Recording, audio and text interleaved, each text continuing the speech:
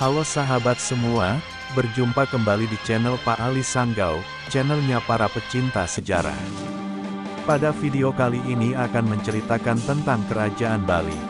Kerajaan Bali, berdiri, raja-raja, kehidupan sosial, dan peninggalan.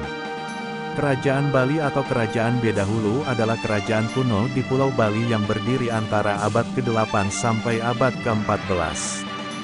Pusat kerajaannya berada di sekitar Pejeng atau Bedulu, Kabupaten Gianyar, Bali.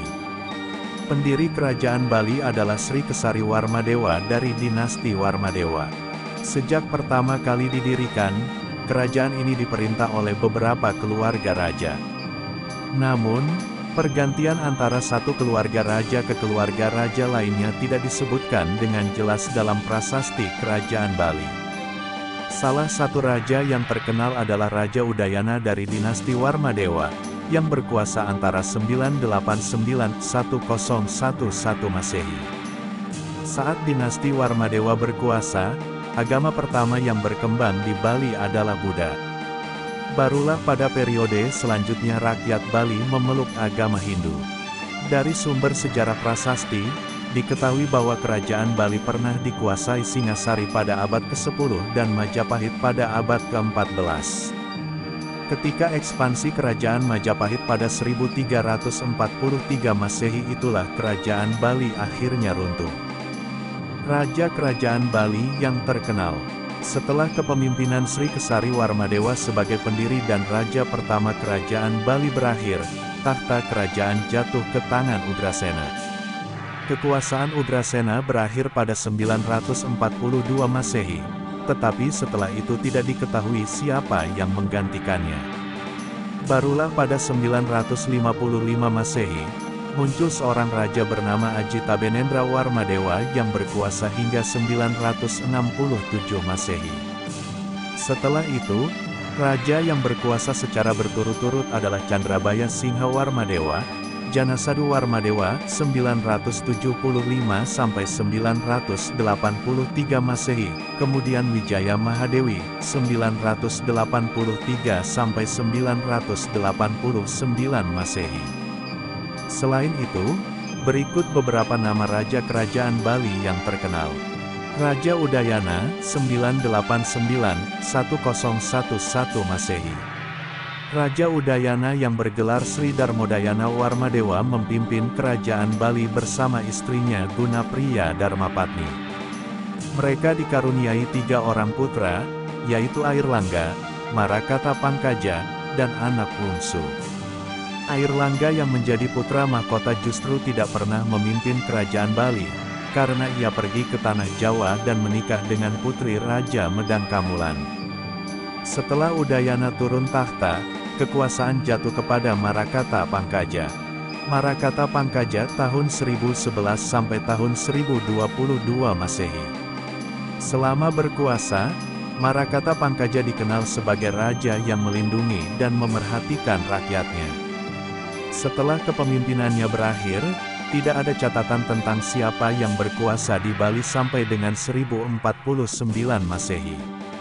Anak bungsu, tahun 1049 sampai tahun 1077 Masehi. Anak bungsu dikenal sebagai raja yang penuh belas kasih kepada rakyatnya. Karena anak bungsu tidak meninggalkan ahli waris, kepemimpinan kerajaan Bali diteruskan oleh Sri Maharaja Walaprabu.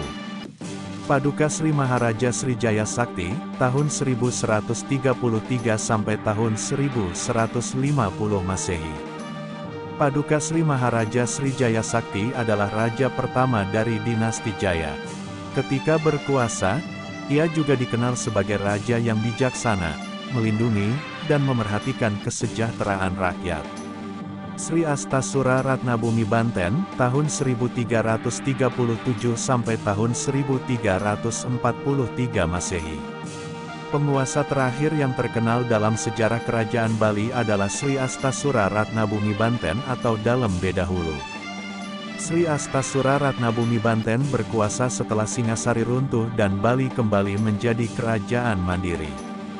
Sebagai raja, Ia terkenal karena keberaniannya menentang ekspansi kerajaan Majapahit pada 1343 yang dipimpin oleh Mahapati Gajah Mada. Sayangnya, pertempuran berakhir dengan kekalahan Bedahulu dan sejak itu, Gajah Mada menempatkan seorang keturunan Brahmana dari Jawa bernama Sri Kresna Kepakisan sebagai raja di Bali. Keturunan dinasti Kepakisan inilah yang kemudian hari menjadi raja-raja pada beberapa kerajaan kecil di Pulau Bali. Kehidupan ekonomi Kerajaan Bali. Untuk mencukupi kebutuhan rakyatnya, raja-raja Kerajaan Bali memusatkan perhatiannya pada sektor pertanian. Berdasarkan sumber informasi berupa prasasti-prasasti, diketahui bahwa rakyatnya hidup dengan mengolah sawah, sawah kering, ladang, kebun, dan membuka ladang. Sistem pertanian subak yang dikenal sekarang sudah dikembangkan masyarakat Bali sejak abad ke-11. Selain itu, para petani juga mengembangkan peternakan dan perburuan. Sementara golongan lainnya mengerjakan kerajinan seperti perhiasan emas dan perak, serta alat-alat rumah tangga dan senjata. Kehidupan sosial Kerajaan Bali. Struktur masyarakat pada masa Kerajaan Bali didasarkan atas 4 hal, yaitu pembagian golongan dalam masyarakat, pembagian warisan, kesenian, serta agama dan kepercayaan. Golongan masyarakat dibagi 2, yaitu caturwarna 4 kasta dalam agama Hindu, dan golongan luar kasta yang disebut Jaba. Pembagian hak waris, anak laki-laki memiliki hak lebih besar dari perempuan. Kesenian, dibedakan antara seni keraton dan seni rakyat. Agama dan kepercayaan, masyarakat menyembah banyak dewa yang bukan hanya berasal dari dewa Hindu dan Buddha, tetap dari kepercayaan animisme. Di samping itu, raja memberi kebebasan kepada rakyatnya untuk mengeluarkan pendapat mengenai kehidupan kerajaan. Demikian juga dengan peraturan-peraturan lainnya, seperti perkawinan, kematian, warisan, budak, peternakan, dan perpindahan penduduk. Peninggalan Kerajaan Bali. Prasasti Belanjong, Prasasti Panglapuan, Prasasti Gunung Panulisan, Prasasti-prasasti peninggalan anak bungsu, Pura Agung Besaki, Candi Padas, Candi Mengening, Candi Wasan. Terima kasih sudah menonton video ini. Semoga video ini bermanfaat dan menambah wawasan sahabat semua. Sampai jumpa di video selanjutnya.